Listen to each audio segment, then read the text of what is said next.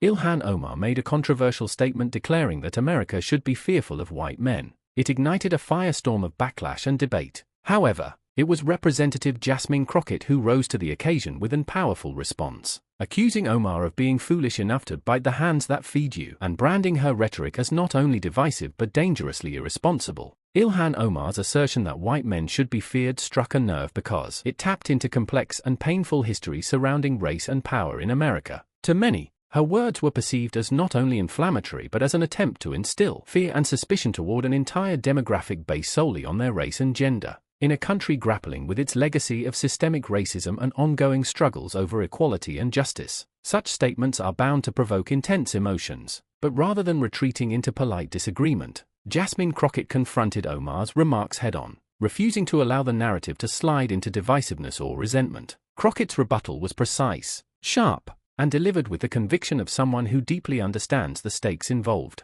She challenged Omar not only on the content of her statement but on the broader implications it carried for American unity. Crockett warned that rhetoric like Omar's threatens to fracture the nation further by fostering mistrust and hostility between communities rather than encouraging the solidarity that America desperately needs.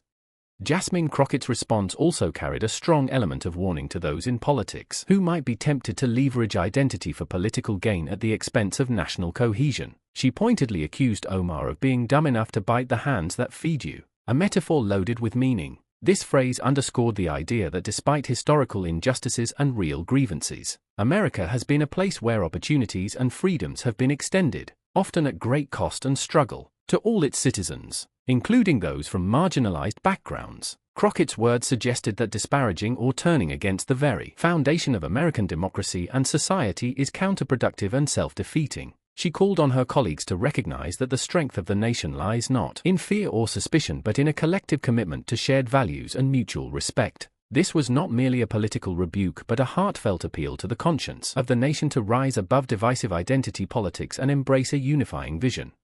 This confrontation is emblematic of a larger cultural and political debate currently gripping the United States, a debate about identity, representation, and the language of power. Ilhan Omar's statement, though condemned by many, was defended by some who argue that it reflects a historical reality, the long-standing dominance of white men in American political, social, and economic institutions has, for centuries, marginalized others and wielded power in ways that demand scrutiny and caution. For these defenders, Omar's comment was a form of truth-telling that challenges complacency about systemic inequality. Yet, Crockett's pointed rebuttal emphasized that truth-telling must not come at the cost of fostering division or fear. She argued passionately that America's progress depends on bridging divides rather than deepening them, on finding common ground rather than drawing lines in the sand. Crockett's insistence on inclusive patriotism was a call to embrace the country's diversity while rejecting any rhetoric that pits groups against each other.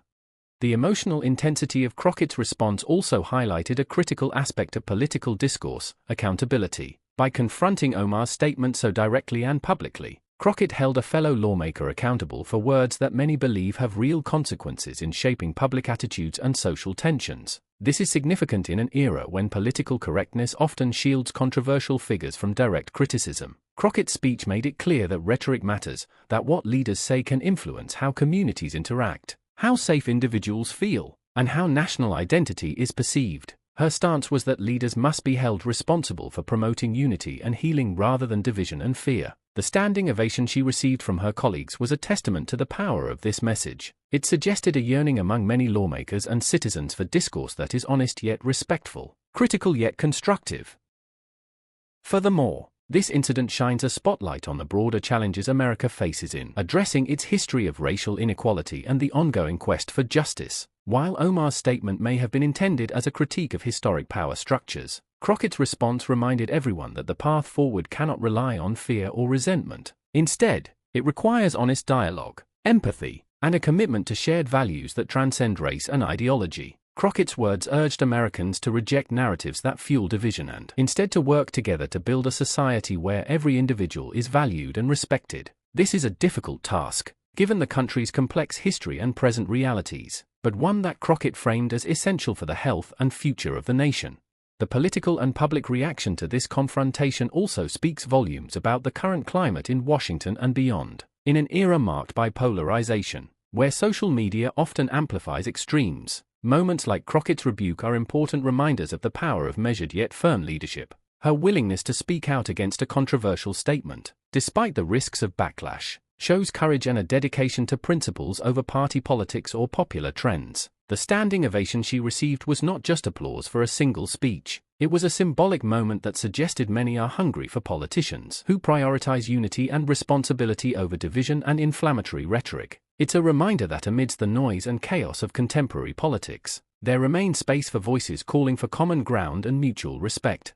Moreover, this episode has reignited the national conversation about how politicians use race and identity in their rhetoric. It raises important questions about the balance between raising awareness of systemic injustice and avoiding statements that might alienate or provoke fear. Omar's comment, while intended to critique power imbalances, was seen by many as crossing a line into harmful generalizations that risk perpetuating the very divisions the nation seeks to overcome. Crockett's response emphasized the need for care, nuance, and responsibility in public discourse. This is crucial because the way political leaders talk about race and identity shapes public attitudes, influences policies, and affects how Americans relate to one another. Crockett's firm stance encourages a discourse that promotes healing and inclusion rather than fear and division.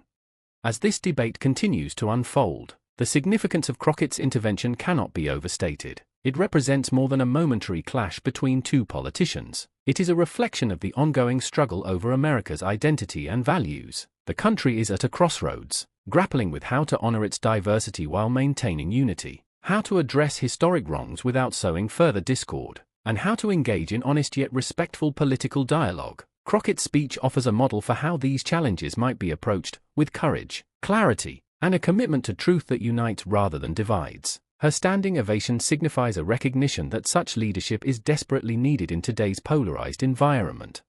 In reflecting on the larger implications, this confrontation also prompts us to consider the responsibilities of elected officials and public figures in shaping national narratives. Crockett's pointed criticism of Omar highlights the importance of accountability and the dangers of rhetoric that could undermine social cohesion. It serves as a powerful reminder that leadership is about more than winning political points. It is about fostering a society where all people feel valued, respected, and safe. Crockett's words encourage politicians and citizens alike to think deeply about the impact of their language and to choose dialogue that builds bridges rather than walls.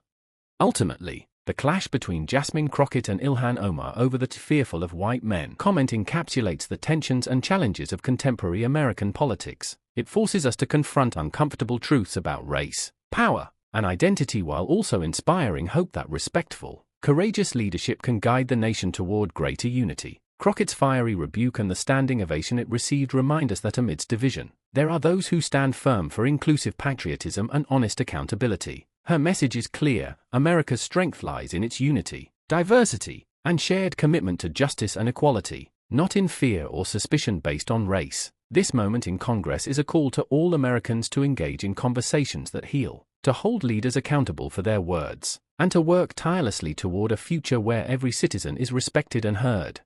If you found this deep dive into one of the most electrifying moments in recent congressional history insightful, please show your support by liking this video and subscribing to our channel. Your engagement helps us continue bringing you in-depth coverage of the political battles and defining moments shaping our country's future. Don't forget to click the notification bell so you never miss a powerful discussion or breaking story. Thank you for watching and staying informed with us.